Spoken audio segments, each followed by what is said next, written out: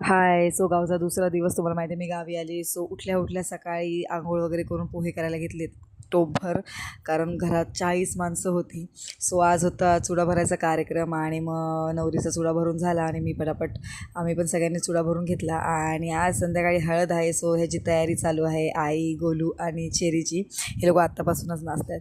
बाहेरच्या दारात म्हणजे मागच्या दारात इतकी सुंदर झाडं लावली आहेत गावी. तेच मी तुम्हाला दाखवते. गुलाब वगैरे, लिंबू खूप सारे होते आणि खूप सुंदर वाटत होतं. सो घरी खूप जणं राहिलं होते आणि मी फर्स्ट टाईम असं इतक्या लोकांचं जेवण बनवलं होतं.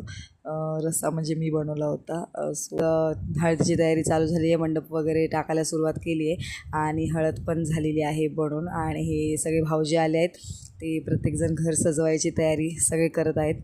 आणि आज रात्री आहे हळद, त्याची तयारी चालू आहे. तो व्लॉग लवकरच येईल. सो भेटूया नेक्स्ट व्लॉगमध्ये. Thanks for watching.